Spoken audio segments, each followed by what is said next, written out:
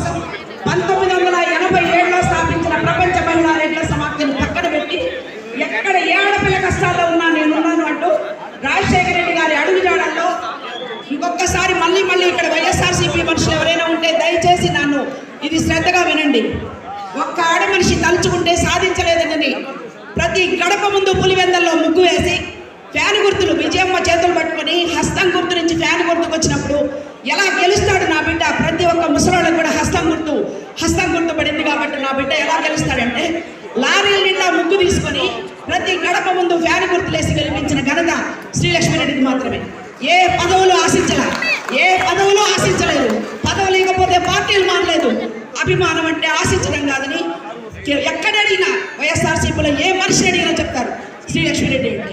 ఎందుకంటే మా పాప ఒక ఐఏఎస్ ఆఫీసర్ రోహిణి సింధిని తల్లి ఒక జైలుకు పోయిన మనిషి కోసం కష్టపడుతుంది అంటే ప్రాణాలకు తెగించి సేవాదల్ స్టేట్ సెక్రటరీగా ఫస్ట్ మహిళ నేనే. పార్టీ గెలవక ముందు వెన్నట్టు ఉండటం గొప్పతనం, గెలిచిన తర్వాత సీఎం అయిన తర్వాత చేయడం గొప్పతనం కాదు. సేవాదల్ స్టేట్ సెక్రటరీగా రెండు రాష్ట్రాల్లో కలిపి ఒక మహిళ శ్రీలక్ష్మిరెడ్డి.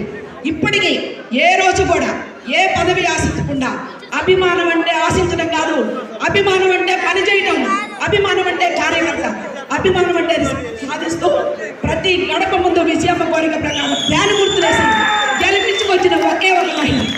ఎప్పుడు కూడా మనకి గుర్తింపు అనేది మన రెడ్లల్లో లేనిది ఒకటే,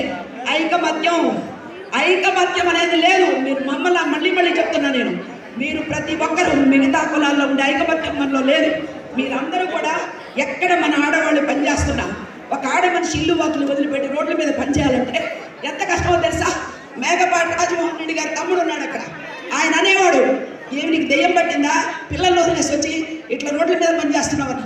అప్పుడు చెప్పానని, అన్నా నేను సేవాదళ కార్యక్రమం